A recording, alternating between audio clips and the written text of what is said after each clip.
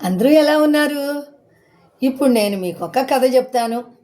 నిజాయితీగా ఉండి కొంచెం అమాయకత్వం కనపడిందంటే వాళ్ళని వాళ్ళ శ్రమ దోపిడీ చేయటానికి రెడీగా ఉంటారు ప్రబుద్ధులు కొంతమంది. అలాంటిదే ఒక చిన్న స్టోరీ. ఒక ఊర్లో రంగయ్య అని ఒక కుర్రవాడు ఉండేవాడు. అతనికి తల్లిదండ్రి లేరు. పక్క గ్రామానికి వచ్చి పని అడుగుతాడు. ఎవ్వరూ పని ఇవ్వలేదు. అది చూసిన రాజయ్య అనే ఒక షావుకారు తనకి పని ఇస్తానంటాడు. ఆ పని ఇస్తానన్న తర్వాత ఇతను కూడా చేస్తానంటాడు.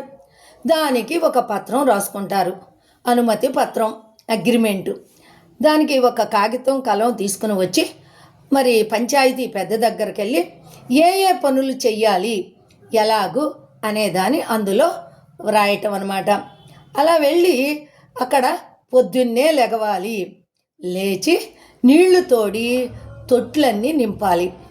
ఆ తర్వాత చెట్లన్నిటికీ కూడా తడిచేదాకా నీళ్లు పోయాలి. తర్వాత తడిచేదాకా నీళ్లు పోయాలి. తర్వాత గొడ్లను పశువులను తోలుకొని అడవికి తీసుకెళ్ళి మేపుకొని రావాలి.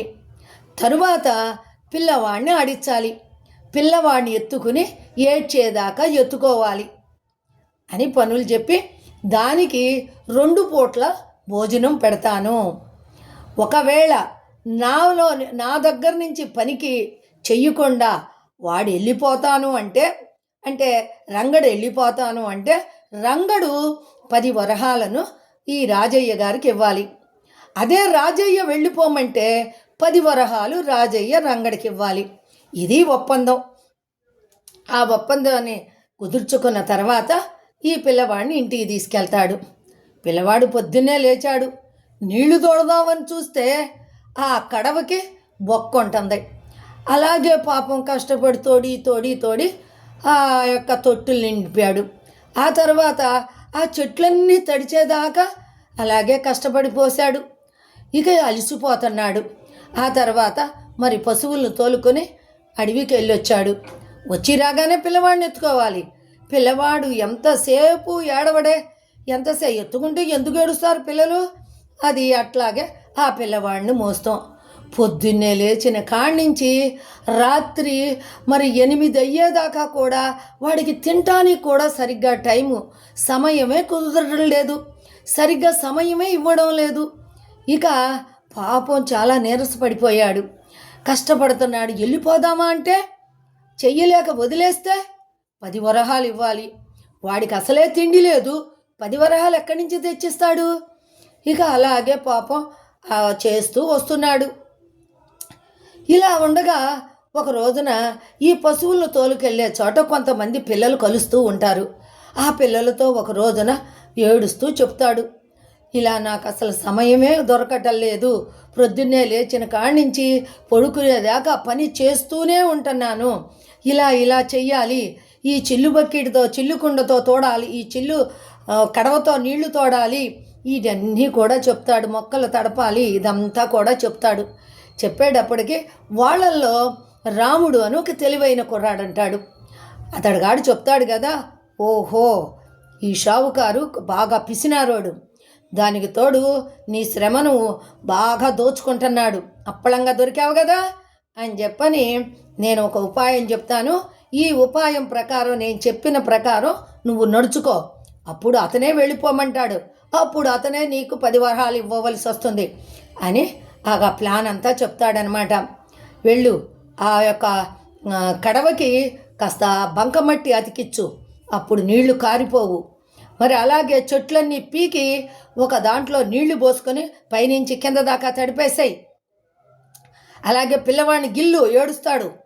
ఇలా అడవికి వెళ్ళి వెంటనే వెళ్ళిపో, ఇలా సలహాలు చెప్తాడు.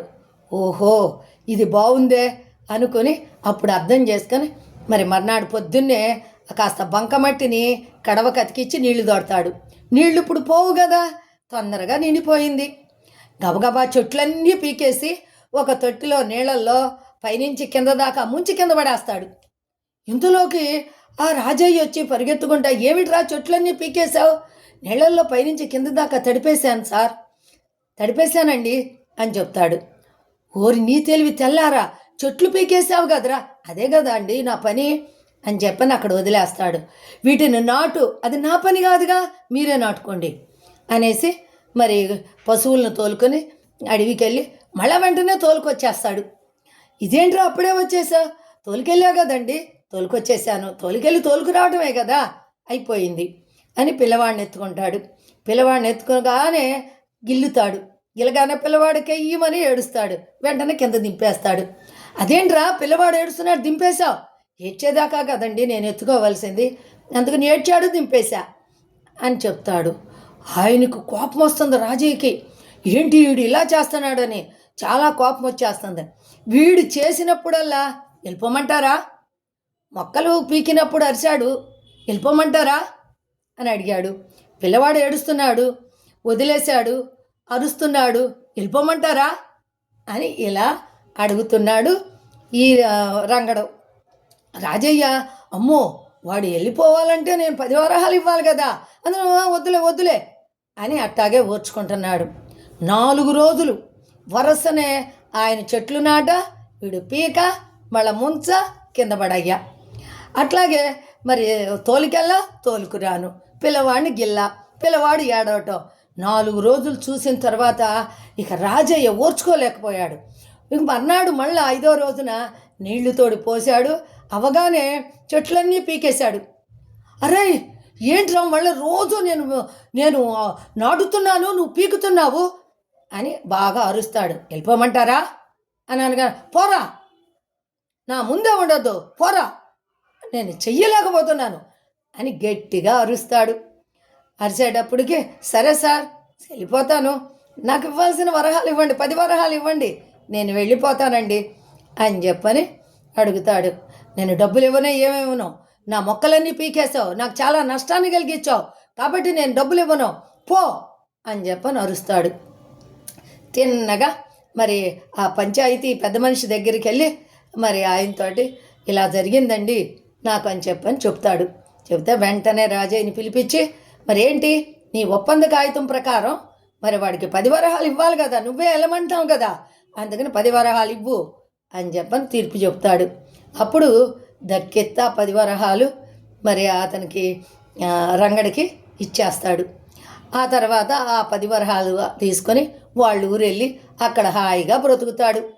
చూసారా, కొంచెం అమాయకంగా ఉన్నారు, కొద్దిగా నిజాయితీగా పనంతా చేస్తున్నారు అని తెలిసిందంటే వాళ్ళ శ్రమని దోచుకోవడానికి ప్రయత్నిస్తారనమాట. సరిగ్గా మరి వాడి కడుపు నిండా తిండి పెట్టడం ఎట్లా ఉంచితే వాడిని అంతా హింసించాడు చూడండి. అలాంటి వాళ్ళు ఉంటూనే ఉంటారు. అలా పనిని ఒడిసి పట్టుకుని పిండుకున్నట్టు అనమాట, అలా చేస్తూ ఉంటారు. కాబట్టి మనం కొద్దిగా ఎంత నిజాయితీ ఉన్నా కొద్దిగా తెలివిని ప్రదర్శించటం నేర్చుకోవాలి. అర్థమైంది కదా. ఈ కథ మీకు నచ్చినట్టయితే ఒక లైక్ చేయండి, అలాగే ఒక కమెంట్ ఇవ్వండి, మీకు కుదిరితే షేర్ చేయండి.